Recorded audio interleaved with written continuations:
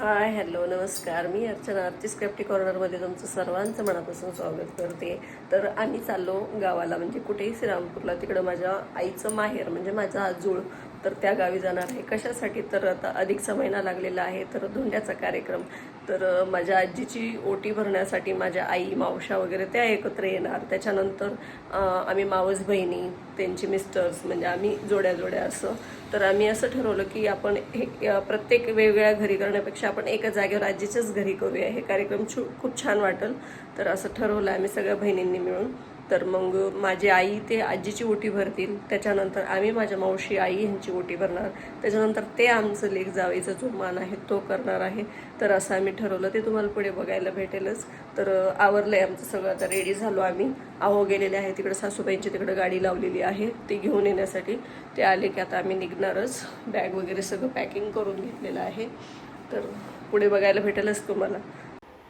आहो आले गाडी घेऊन. मग निघालो आम्ही, कारण आम्हाला 6:15 वाजले घरून निघायला. थोडं लवकरच निघायला पाहिजे नव्हतं मी, कारण पुढे 4 तासाचा प्रवास, त्याच्यानंतर तिथून पुढे मार्केटला जायचं, थोडीफार शॉपिंग करायची, थोडंसं डेकोरेशन. तर मग आम्ही नाश्ता वगैरे घरी काही केलंच नव्हतं. मग रस्त्यानेच आम्ही डोसा इडली वगैरे असा नाश्ता केला हॉटेलवर थांबून. मग त्याच्यानंतर तिथून निघालो, घरी आले, फ्रेश झाले, मार्केटला जाऊन शॉपिंग वगैरे करून घेतली. मग घरी आल्यानंतर म्हटलं चला आता काही डेकोरेशन करू थोडंफार, कारण जागा कमी होती आणि पाहुणे खूप होते. तर मग शॉर्टकटमध्येच असं सिम्पल डेकोरेशन केलेलं मी. तर असं डेकोरेशन केलं. त्याच्यानंतर माझ्या आजीला 5 मुली आणि एक माझी मावस मावशी, म्हणजे आजीच्या बहिणीची मुलगी, बहीण आजीची वारलेली आहे. तर आजीच करते तिचं पण, ह्या लेकींबरोबर तिचंही करते. तर ती पण आलेली होती, पण ती मार्केटला गेलेली होती साडी आणायला. तर मग सगळेजण वेटिंगवर होते, कारण 7-7:30 वाजले होते, जेवणाचा टाईम झाला. आता आजी खूप गडबड करू लागली, चला करा म्हणे पटपट, काय आहे तुमचं तर. तर मग असे सगळ्या बहिणींनी मिळून आजीचे पाय धुतले. आणि छान आजीचं, आजी म्हणे कशाला इतकं सगळं केलं. आणि नंतर परत आजीच असं म्हणते की बरं झालं, कारण आज आहे उद्या नाही. मला पण छान वाटलं सगळे एकत्र आले. आणि साडी म्हणे सगळ्यांनी सेपरेट काही आणू नका, रिकामं खर्च करू नका म्हणे, घालण्यात येत नाही काही नाही. तर 5 जणींमध्ये मिळून अशी ती साडी आणली, आजीला केली. आणि ही माझी आत्या आहे, चुलत माझ्या मोठ्या मावशीची नणंद, आणि माझी मावस बहीण, त्यांना सून आहे. तर त्या पण आलेल्या होत्या, मग त्यांना पण साडी नेसवली. आणि माझे वडील आणि माझ्या दुसऱ्या 2 मावशांचे मिस्टर, असे म्हणजे काका वारलेले आहेत. तर माझ्या हे 2 मावशा. तर मग आजी म्हणे आता माझे हे लेक जावई, तर ह्यांना करते म्हणे मी आयर वगैरे. तर मग आजीने त्यांना आयर केलं. काका म्हणू लागले आता काय करायचं ह्या वयामध्ये म्हणे, आता हे सगळं चांगलं नाही वाटत. तर मग आजी म्हणे जाऊ द्या आता, माझं काय खरं आहे म्हणे, झालं माझ्याकडनं, एवढं घडलं केलं म्हणे मी. तर असं केलं आजीने मानपान त्यांना. त्याच्यानंतर त्यांचे पाय वगैरे धुवायला सांगितलं माझ्या मावस भावाला आणि माझी मावस वहिनी, म्हणजे माझ्या 2 नंबरच्या मावशीची ही सून आणि तो मुलगा. तर त्या भावाला म्हटलं मी, तुला खरंच खूप पुण्य लागन, कारण इतकं सगळं कार्य तू एकटा करतो आहे, म्हणजे सगळ्यांचं मानपान वगैरे ते. तर सगळेजण तुझ्या घरात लक्ष्मीनारायण म्हणून आलेले आहेत आणि तुला खूप मोठं पुण्य मिळणार, असं त्याला मी चिडवत होते. आणि त्याच्यानंतर त्याचं पण सुरू झालं, काही आशा करू नका सोन्याची, मोदींनी सांगितलं आहे म्हणे की अंगठ्या वगैरे काही करू नका जावईला त्यांना. तर पितळाच्या आणू का, असं तसं तो चिडू लागला सगळ्यांनाच. लई कॉमेडी करतो माझा हा मावस भाऊ. तर छान वाटतं, कोणीतरी एक हसवणारा पण पाहिजे नसतो घरामध्ये. सगळेजण सिरियसच म्हटल्यावर ते काही मजा येत नाही त्याच्यामध्ये. तर फळांमध्ये आम्ही सफरचंद, केळं आणलेलं, आणि त्याच्यानंतर अनारसे 33, बत्ताशे 33, आणि घरात पण धोंडे जे आहे पुरणाचे, तर ते पण 33 असं केलेलं. आणि सगळ्या मावशा प्रत्येकीच्या म्हणजे मुलीला असं तांब्याचं ताट आणि दिवा असं घेणार होते. तर माझी आजी म्हणे मीच करते सगळ्यांना ते. तर मग आजीनीच घेतलं आमच्या सगळ्यांना ताट तांब्याचं आणि दिवा. आणि त्याच्यामध्ये मग धोंडे ठेवून दिवा पेटून मग त्याच्याने वळणार जावायला, असं ती पद्धत आहे. तर त्या पद्धतीने ठरवलं होतं करायचं. आणि सगळ्यांसाठी आजीने तिच्या 5 मुलींना साड्या घेतल्या आणि जावयांना कपडे घेतले. आणि आमचं म्हटलं तर प्रत्येकीच्या आईने आपल्या मुलीला आणि जावईला कपडे घेतलेलं. तर असं केलं त्यांनी, कारण प्रत्येकीच्या वेगवेगळ्या घरी आपापल्या गावाला करणार, तर त्याच्यात काही इतकी मजा येत नाही, कारण पाहुणे कुणीच नसतं.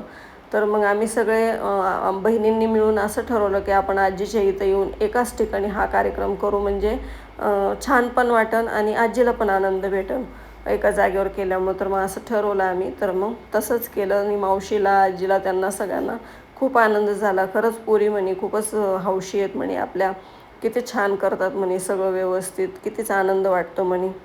तर असं मग आम्ही पण सगळ्यांनी आमच्या मावशांचे, आईचे असे पाय वगैरे धुतले आणि पाया पडले त्यांचे आणि त्यांना ओवाळलं. आणि त्याच्यानंतर त्यांना आम्ही पण साडी घेतलेलं, म्हणजे आईची ओटी भरायची जी पद्धत आहे हा अधिक महिन्यात, तर ते पण केलं आम्ही. तर असं सगळं कार्यक्रम एकाच दिवशी ठरवलं. मावशांनी, आईनी आजीची ओटी भरली, त्याच्यानंतर आम्ही सगळ्या मुलींनी मिळून आमच्या आईची, मावशांची अशी ओटी भरली. आणि नंतर मग आमचा कार्यक्रम शेवटला ठेवला आम्ही, कारण की तिथूनच सुरुवात करावं म्हणलं मोठ्यांपासून. त्याच्यानंतर मग आमचा कार्यक्रम पुढे सुरू झाला. तर खूप मस्त वाटत होतं सगळे एकत्र आल्यावर. खरंच असे विचार पण पाहिजे की सगळे एकत्र यावं. हे कार्यक्रम आता पहिल्यासारखं आमच्या वेळेस जो वाडा असायचा मोठा, काका, काकू, आत्या, मामा, मावश्या सगळे एकत्र असायचो, तर खूप छान वाटायचं. आता तसं बघायला पण भेटत नाही आणि वेळही नसतंय कुणाचंच कुणाला पाहुणचार करायला. पण कधीतरी असं एखादा दिवस काढायला पाहिजे, सगळे एकत्र यायला पाहिजे. आणि असं नाही की एक जणावर लोड टाकायचं, कारण महागाई आहे. तर सगळ्यात मिळून जर आपण पैसे जमा करून जर हे कार्य केलं तर खूपच छान वाटतं. कारण आम्ही तसंच केलं, सगळ्या बहिणींनी ह्यांनी मिळून स्वयंपाकाचा खर्च म्हणा किंवा इतर सगळं काही सगळं एकत्र गोळा करून मग हा खर्च केलेला, म्हणजे कुणालाच काही त्रास नको आणि छान पण वाटलं सगळे एकत्र आल्यामुळं.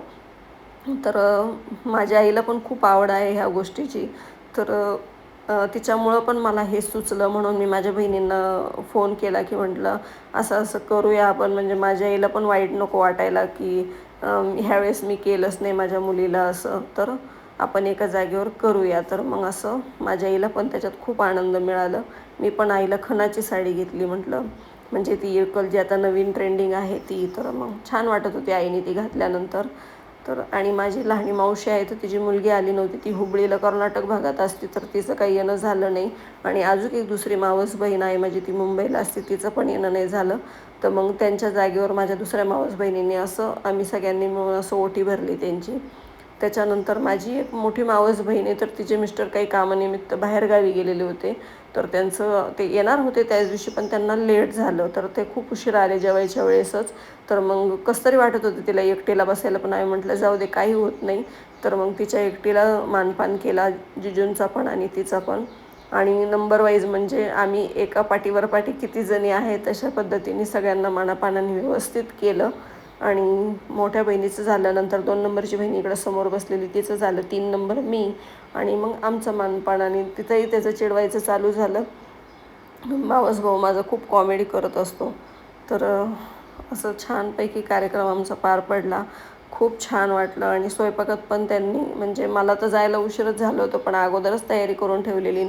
तिथं जाऊनही मला बाहेर शॉपिंगला जायचं होतं. तर मग असं स्वयंपाकमध्ये पुरणपोळीचा स्वयंपाक केला, आमरस केलं, आणि त्याच्यानंतर आमटी, भजे, पापड, कुरडई असं जे मेनू आहे ते सगळं केलं, आणि धोंडे पुरणाचे असं स्वयंपाक केलेला सगळ्यांसाठी.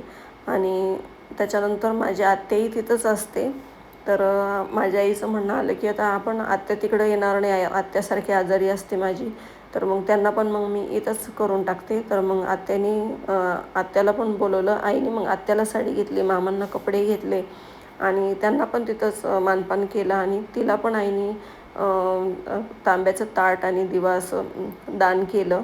तर छान वाटलं आईला पण. आईला खूप हौस आहे माझ्या, पण सपोर्टिव्ह तसं कोणी नाही आहे तिला, असं म्हणजे तिच्यासारखं करायला असं हौस वगैरे. तिला खूप आवड आहे त्या गोष्टींची, तर तिला आहे, तिने करावं, आणि मी पण तिला आहेच आधार पुढे करू लागायला. तर असं छान मस्त कार्य झालं आमचा हा. खूप आनंद वाटलं सगळ्यांना एकत्र आल्यामुळे. आणि तुम्हाला पण कसं वाटतं ह्याच्यातून नक्की कमेंट करून सांगा की हे योग्य आहे ना, सगळे एकत्र एका जागेवर येणं आणि एकत्र मिळून खर्च करू नये, कुणाला त्रास नको. हे कसं वाटतं तुम्हाला नक्की सांगा. अधिक मासात आईची ओटी आणि जावईचा वाण, मान सन्मान, प्रेम आणि आशीर्वादाने भरलेला खास सोहळा असतो, नाही का? आणि अधिक मासात हा लेक आणि जावयाचे कौतुक, प्रेम आणि आदर व्यक्त करण्याचा एक अतिशय पवित्र काळ मानला जातो. ह्या काळात लेक जावयाला घरी बोलावून त्यांना भेटवस्तू देणे आणि गोड जेवण घालणे ही आपली सुंदर परंपरा आहे. आणि बहिणींचं म्हटलं तर आईनंतर नात्यात सगळ्यात जवळीक असलेलं आणि निस्वार्थ प्रेम देणारं नातं म्हणजे बहीण. मनात काहीही न ठेवता मन मोकळं करण्याची एक हक्काची जागा म्हणजे बहीण. त्यानंतर सगळं जेवण वगैरे झालं, पण फोटोशूट राहिलेलं होतं आमचं. मग बाहेर आलो आणि असा रिकामा प्लॉट आहे तिथं थोडंसं आजीच्या घराजवळ, म्हणजे आजीचाच प्लॉट आहे तो.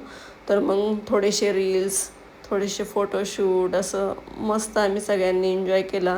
परत माझ्या मावशांचं, आईचं, त्यांचं सगळ्यांचे फोटोशूट केले. बहीण भावंडांनी केलं, परत आमच्या मुलांनी, मुलांच्या बायकांनी म्हणजे सुनांनी असं छान एकत्र येऊन फोटोशूट केले. आणि ही माझी आत्या आहे, मी जे सांगितलं ना की आईनी आत्यांना आणि मामांना पण तिथं त्यांची ओटी भरली. त्याच्यानंतर ही माझी मावस बहीण सोलापूरहून आलेली, हिने सगळ्यांसाठी खायला घेऊन आली, सगळ्या बहिणींसाठी. तर तिचाही मी हा व्हिडिओ घेतला आणि निघालो फायनली सकाळी, मग आलो घरी.